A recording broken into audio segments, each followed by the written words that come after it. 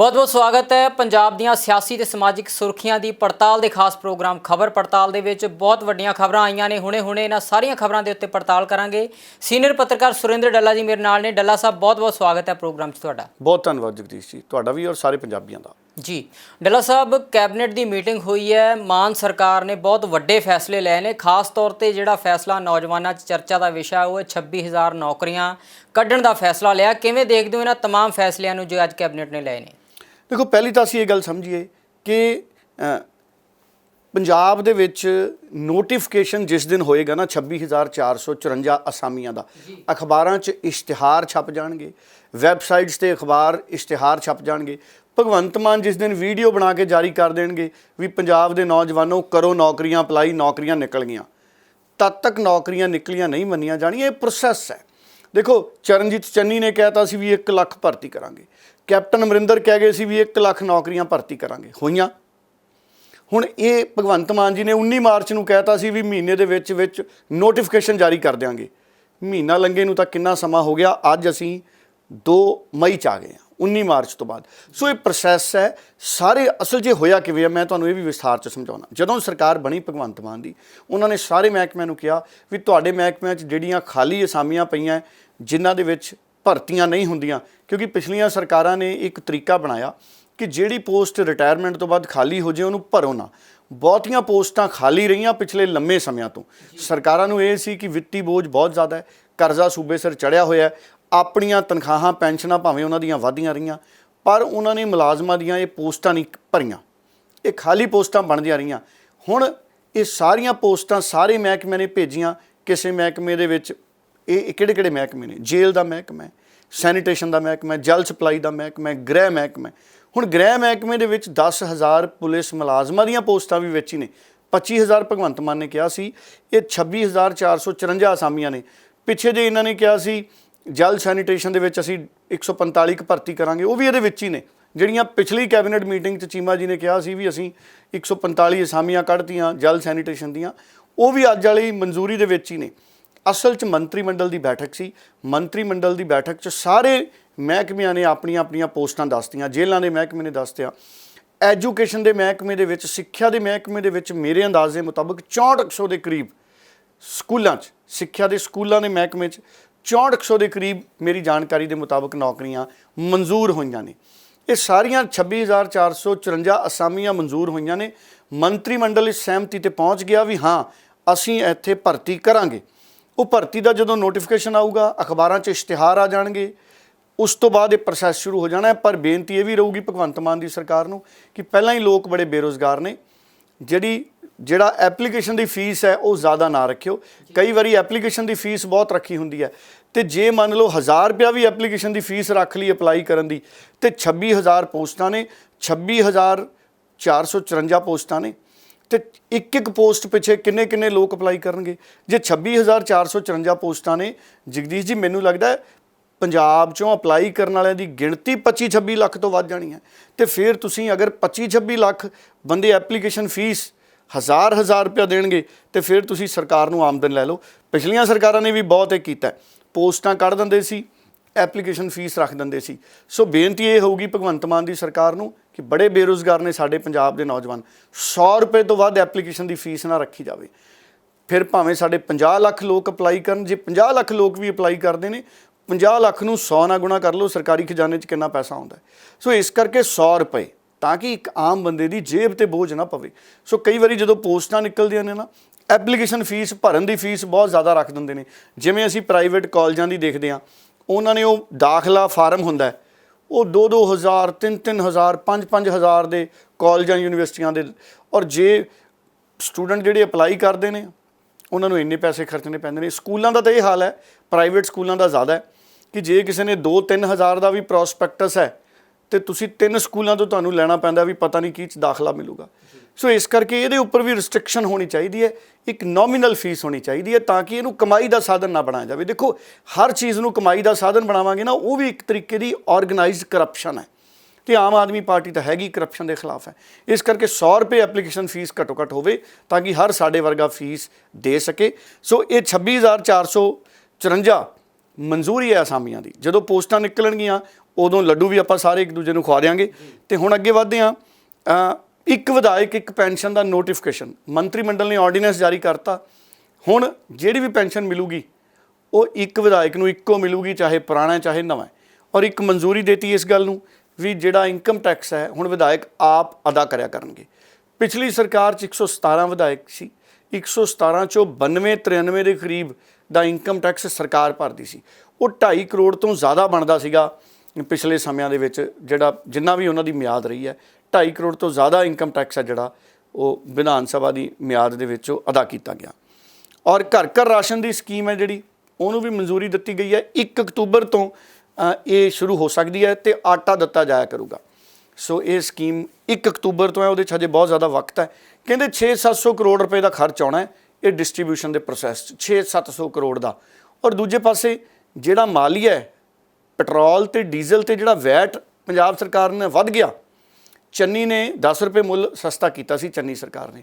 ਉਸ ਤੋਂ ਬਾਅਦ ਪੰਜਾਬ ਦੀ ਸਰਕਾਰ ਖੂਬ ਪੈਸਾ ਕਮਾ ਰਹੀ ਹੈ ਪੈਟਰੋਲ ਤੇ ਡੀਜ਼ਲ ਤੋਂ, ਤੇ ਕਿਸਾਨਾਂ ਨੇ ਤਾਂ ਹੀ 1500 ਰੁਪਏ ਨੂੰ ਪ੍ਰਵਾਨ ਨਹੀਂ ਕੀਤਾ ਵੀ ਸਿੱਧੀ ਬਿਜਾਈ ਦਾ 1500 ਰੁਪਏ ਕਈ ਕਿਸਾਨਾਂ ਨੇ ਰੱਦ ਕਰਤਾ ਜਥੇਬੰਦੀਆਂ ਨੇ। ਉਹ ਕਹਿੰਦੇ ਡੀਜ਼ਲ ਦਾ ਮੁੱਲ ਦੇਖੋ ਭਗਵੰਤ ਮਾਨ ਜੀ, ਪੈਟਰੋਲ ਦਾ ਮੁੱਲ ਦੇਖੋ। ਅਸੀਂ ਡੀਜ਼ਲ ਬਾਲ ਕੇ ਖੇਤੀ ਕਰਦੇ ਹਾਂ ਤੇ ਡੀਜ਼ਲ 93-94 ਰੁਪਏ ਨੂੰ ਲੱਗਿਆ ਪਿਆ।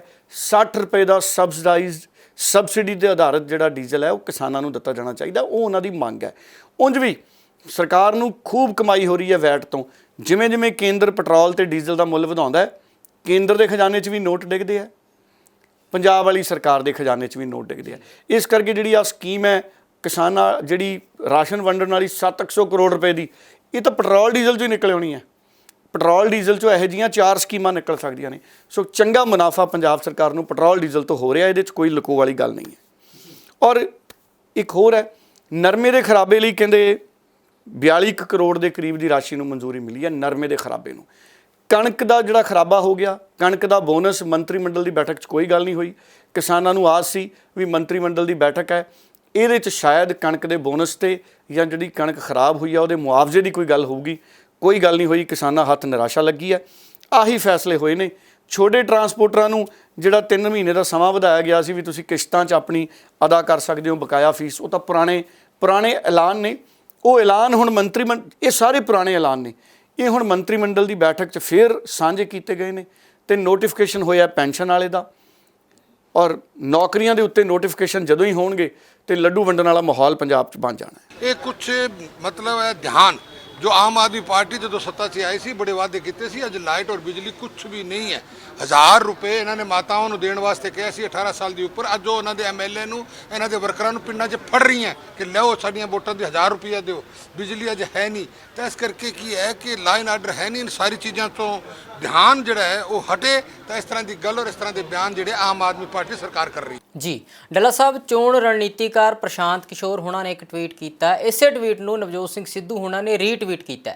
ਇਸ ਟਵੀਟ ਤੋਂ ਇਹ ਕਿਆਸ ਲਗਾਏ ਜਾ ਰਹੇ ਨੇ ਕਿ ਨਵੀਂ ਪਾਰਟੀ ਬਣ ਸਕਦੀ ਹੈ। ਤੁਸੀਂ ਕਿਵੇਂ ਦੇਖਦੇ ਹੋ, ਨਵੀਂ ਪਾਰਟੀ ਕਦੋਂ ਤੱਕ ਬਣ ਸਕਦੀ ਹੈ? ਦੇਖੋ, ਪ੍ਰਸ਼ਾਂਤ ਕਿਸ਼ੋਰ ਚੋਣ ਰਣਨੀਤੀਕਾਰ ਨੇ। 2014 'ਚ ਪ੍ਰਧਾਨ ਮੰਤਰੀ ਭਾਰਤੀ ਜਨਤਾ ਪਾਰਟੀ ਦੇ ਨਰਿੰਦਰ ਮੋਦੀ ਦੇ ਚੋਣ ਕੰਪੇਨ 'ਚ ਉਹਨਾਂ ਨੇ ਵੱਡਾ ਹਿੱਸਾ ਪਾਇਆ। ਨਿਤਿਸ਼ ਕੁਮਾਰ 'ਚ ਹਿੱਸਾ ਪਾਇਆ। ਅਰਵਿੰਦ ਕੇਜਰੀਵਾਲ ਦੀ ਵੀ ਇੱਕ ਚੋਣ 'ਚ ਉਹਨਾਂ ਨੇ ਹਿੱਸਾ ਪਾਇਆ ਸੀ, ਨਾਲ ਜੁੜੇ ਰਹੇ ਹੈ। ਫਿਰ ਮਮਤਾ ਬਨਰਜੀ ਦੀ ਚੋਣ ਕੰਪੇਨ 'ਚ ਹਿੱਸਾ ਪਾਇਆ। 2017 'ਚ ਕੈਪਟਨ ਅਮਰਿੰਦਰ ਦੀ ਕੰਪੇਨ 'ਚ ਹਿੱਸਾ ਪਾਇਆ। ਸੋ ਕਈ ਸੂਬਿਆਂ ਦੇ ਵਿੱਚ ਉਹਨਾਂ ਨੇ ਕਈ ਸਰਕਾਰਾਂ ਨੂੰ ਜਿੱਤਣ ਦੇ ਵਿੱਚ ਆਪਣੀ ਭੂਮਿਕਾ ਅਦਾ ਕੀਤੀ। ਹੁਣ ਵੀ ਕਾਂਗਰਸ ਦੇ ਨਾਲ ਉਹਨਾਂ ਦੀ ਗੱਲਬਾਤ ਬਹੁਤ ਨੇੜੇ ਚੱਲ ਰਹੀ ਸੀ, ਲੇਕਿਨ ਕਾਂਗਰਸ ਦੇ ਆਲੇ ਦੁਆਲੇ ਰਾਹੁਲ ਗਾਂਧੀ, ਪ੍ਰਿੰਕਾ ਗਾਂਧੀ, ਸੋਨੀਆ ਗਾਂਧੀ ਦੇ ਆਲੇ ਦੁਆਲੇ ਜਿਹੜੇ ਪੁਰਾਣੇ ਲੀਡਰ ਨੇ, ਉਹ ਕਾਂਗਰਸ ਦੇ ਸੰਗਠਨ ਦੇ ਮੂਲ 'ਚ ਬਦਲਾਵ ਨਾ ਕਰਨ ਦਾ ਹਵਾਲਾ ਦੇ ਕੇ ਕਈ ਵਾਰੀ ਫੈਸਲੇ ਹੌਲੀ ਹੌਲੀ ਕਰਾਉਂਦੇ ਨੇ। ਇਹ ਇਲਜ਼ਾਮ ਲੱਗਦੇ ਨੇ ਉਹਨਾਂ 'ਤੇ ਅਕਸਰ। ਹੁਣ ਦੇਖੋ, ਜੇ ਕਿਸੇ ਨੇ ਸੰਗਠਨ ਦਾ ਢਾਂਚਾ ਬਣਾਉਣਾ ਹੋਵੇ ਕਾਂਗਰਸ 'ਚ, ਲੀਡਰ ਕਹਿੰਦੇ ਸਾਨੂੰ ਸੰਗਠਨ ਦਾ ਢਾਂਚਾ ਹੀ ਨਹੀਂ ਬਣਾਉਣ ਦਿੱਤਾ ਜਾਂਦਾ। ਨਵਜੋਤ ਸਿੰਘ ਸਿੱਧੂ ਦੀ ਸ਼ਿਕਾਇਤ ਸੀ ਕਿ ਮੇਰਾ ਢਾਂਚਾ ਹੀ ਨਹੀਂ ਸਮੇਂ ਸਿਰ ਬਣਿਆ। ਕੁਮਾਰੀ ਸ਼ੈਲਜਾ ਹਰਿਆਣੇ ਵਾਲੀ ਬੀਬੀ ਦੀ ਸ਼ਿਕਾਇਤ ਸੀ ਵੀ ਢਾਂਚਾ ਨਹੀਂ ਬਣ ਰਿਹਾ ਜਲਦੀ। ਗੁਜਰਾਤ ਵਾਲੇ ਜਿਹੜੇ ਹਾਰਦਿਕ ਪਟੇਲ ਨੇ ਉਹ ਵੀ ਨਾਰਾਜ਼ ਨੇ ਉੱਥੋਂ ਦੇ ਸੰਗਠਨ ਤੋਂ, ਕਹਿੰਦੇ ਫੈਸਲੇ ਨਹੀਂ ਛੇਤੀ ਛੇਤੀ ਹੁੰਦੇ। ਫਿਰ ਹਿਮਾਚਲ ਪ੍ਰਦੇਸ਼ 'ਚ ਦੇਖੋ ਅਸੀਂ ਰੌਲਾ ਦੇਖਿਆ। ਫਿਰ ਰਾਜਸਥਾਨ 'ਚ ਦੇਖ ਲਓ ਕਿੱਡਾ ਰੌਲਾ ਹੈ, ਸਚਿਨ ਪਾਇਲਟ। ਫਿਰ ਜੋਤੀਰਾਦਿੱਤਿਆ ਸਿੰਧੀਆ ਛੱਡ ਕੇ ਚਲਿਆ ਗਿਆ। ਫਿਰ ਮਹਾਰਾਸ਼ਟਰ 'ਚ ਕਿੱਡਾ ਰੌਲਾ। ਕੋਈ ਸੂਬਾ ਇਹੋ ਜਿਹਾ ਕਾਂਗਰਸ ਦਾ ਹੈ ਨਹੀਂ ਜਿਹੜਾ ਰੌਲਾ ਵਿਹੀਨ ਹੋਵੇ। ਹਰ ਸੂਬੇ 'ਚ ਰੌਲਾ ਹੈ ਸੰਗਠਨ ਨੂੰ ਲੈ ਕੇ ਔਰ ਪ੍ਰਸ਼ਾਂਤ ਕਿਸ਼ੋਰ ਨੇ ਉਹਨਾਂ ਨੂੰ ਇਹੀ ਮੀਟਿੰਗਾਂ ਦੇ ਵਿੱਚ ਪ੍ਰਸਤਾਵ ਪੇਸ਼ ਕੀਤਾ ਸੀ ਕਿ ਕਾਂਗਰਸ ਨੂੰ ਸੰਗਠਿਤ ਕਿਵੇਂ ਕਰਨਾ ਹੈ। ਕਹਿੰਦੇ ਸੰਗਠਿਤ ਤਾਕਤ ਹੀ ਕੰਮ ਕਰਦੀ ਹੈ। ਕਹਿੰਦੇ ਆ ਨਾ ਏਕਤਾ ਮੇਂ ਬਲ ਹੈ। ਅਸੀਂ ਪੜ੍ਹਦੇ ਹੁੰਦੇ ਸੀ ਜਦੋਂ ਛੋਟੇ ਹੁੰਦੇ ਸੀ, ਯੂਨੀਅਨ ਇਜ਼ ਸਟਰੈਂਥ। ਉਹ ਫਿਰ ਕਹਾਣੀ ਅਸੀਂ ਯਾਦ ਕਰਨੀ, ਫਿਰ ਉਹਦਾ ਮੋਰਲ ਆਫ ਦਾ ਸਟੋਰੀ ਅਸੀਂ ਖੜੇ ਹੋ ਕੇ ਸੁਣਾਉਂਦੇ ਹੁੰਦੇ ਸੀ ਬਾਰੀ ਯੂਨੀਅਨ ਇਜ਼ ਸਟਰੈਂਥ ਉਹਦਾ ਮਤਲਬ ਕੀ ਹੈ। ਫਿਰ ਅਸੀਂ ਪੰਜਾਬੀ 'ਚ ਕਹਾਣੀ ਵੀ ਪੜ੍ਹਦੇ ਹੁੰਦੇ ਸੀ, ਏਕਤਾ 'ਚ ਬਲ ਹੈ। ਬਿਲਕੁਲ ਹਾਂਜੀ, ਉੱਥੇ ਵੀ ਕਈ ਵਾਰੀ ਝਾੜੂ ਦੀ ਉਦਾਹਰਨ ਦਿੱਤੀ ਜਾਂਦੀ ਸੀ ਵੀ ਇੱਕ ਤੀਲਾ ਹੈ, ਉਹ ਸਫਾਈ ਨਹੀਂ ਕਰਦਾ, ਅਤੇ ਜਦੋਂ ਝਾੜੂ 'ਚ ਤੀਲੇ ਇਕੱਠੇ ਹੋ ਜਾਂਦੇ ਨੇ ਉਹ ਸੰਗਠਿਤ ਹੋ ਜਾਂਦੀ ਤਾਕਤ, ਅਤੇ ਉਹ ਜਿਹਦਾ ਮਰਜ਼ੀ ਸਫਾਇਆ ਕਰ ਦਿਓ। ਅੱਜ ਜਿਵੇਂ ਆਮ ਆਦਮੀ ਪਾਰਟੀ ਵਾਲਿਆਂ ਨੇ ਕੀਤਾ, ਦਿੱਲੀ 'ਚ ਵੀ ਕਾਂਗਰਸ ਦਾ ਸਫਾਇਆ ਕਰਤਾ, ਪੰਜਾਬ 'ਚ ਤਾਂ ਸਾਰਿਆਂ ਦਾ ਹੀ ਕਰਤਾ, ਅਕਾਲੀ, ਭਾਜਪਾ, ਬੀਜੇਪੀ ਅਤੇ ਕਾਂਗਰਸ ਦਾ। ਅਤੇ ਹੁਣ ਪ੍ਰਸ਼ਾਂਤ ਕਿਸ਼ੋਰ ਆਪਣੀ ਪਾਰਟੀ ਬਣਾਉਣ ਲੱਗੇ ਨੇ, ਰਣਨੀਤੀਕਾਰ ਨੇ। ਇਹ ਸੰਕੇਤ ਮਿਲੇ ਨੇ ਕਿ ਉਹ ਪਾਰਟੀ ਬਣਾ ਸਕਦੇ ਨੇ। ਜਨ ਸੁਰਾਜ ਉਹਨਾਂ ਨੇ ਗੱਲ ਕੀਤੀ ਹੈ ਕੈਂਪੇਨ ਦੀ, ਔਰ ਮੈਨੂੰ ਇਹ ਲੱਗਦਾ ਹੈ ਕਿ ਕਾਂਗਰਸ ਦੇ ਨਾਲ ਉਹਨਾਂ ਦੀ ਗੱਲ ਨਹੀਂ ਬਣੀ, ਅਤੇ ਕਾਂਗਰਸ ਨਾਲ ਜਿੱਦਣ ਮੀਟਿੰਗ ਸੀ, ਜਿੱਦਣ ਉਹ ਕੋਰਾ ਨਾ ਕਰਕੇ ਆਏ ਕਾਂਗਰਸ ਨੂੰ ਵੀ ਮੈਂ ਨਹੀਂ ਸ਼ਾਮਿਲ ਹੋਣਾ ਕਾਂਗਰਸ 'ਚ, ਉਸੇ ਦਿਨ ਕਹਿੰਦੇ ਦਿੱਲੀ ਦੇ ਇੱਕ ਹੋਟਲ 'ਚ ਨਵਜੋਤ ਸਿੰਘ ਸਿੱਧੂ ਨਾਲ 2-2.5 ਘੰਟੇ ਮੀਟਿੰਗ ਚੱਲੀ। ਉਹ ਮੀਟਿੰਗ 'ਚ ਕੀ ਹੋਇਆ ਇਹ ਤਾਂ ਨਹੀਂ ਆਪਾਂ ਨੂੰ ਪਤਾ, ਪਰ ਉਹਦੇ ਸੰਕੇਤ ਇਹ ਨੇ ਕਿ ਨਵਜੋਤ ਸਿੰਘ ਸਿੱਧੂ ਨੇ ਵੀ ਪ੍ਰਸ਼ਾਂਤ ਕਿਸ਼ੋਰ ਦੇ ਟਵੀਟ ਨੂੰ ਰੀਟਵੀਟ ਕਰਤਾ।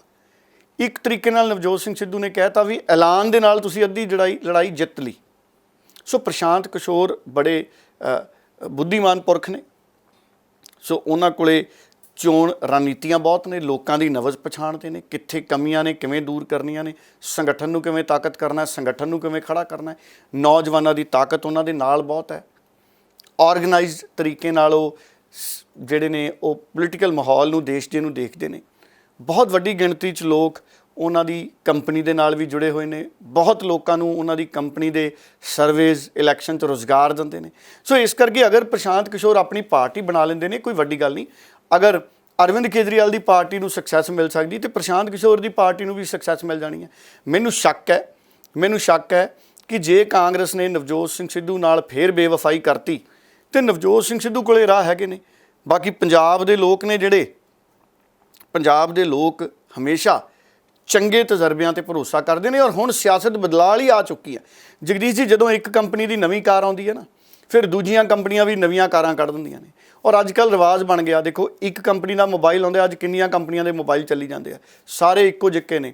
ਸੋ ਇਸ ਕਰਕੇ ਹੁਣ ਰਵਾਇਤੀ ਪਾਰਟੀਆਂ ਦੀ ਥਾਂ 'ਤੇ ਨਵੀਆਂ ਪਾਰਟੀਆਂ ਆਉਣਗੀਆਂ, ਔਰ ਪੰਜਾਬ ਦੀ, ਦੇਸ਼ ਦੀ ਜਿਹੜੀ ਪੋਲੀਟਿਕਸ ਹੈ ਉਹ ਇੰਪਰੂਵ ਹੋਏਗੀ।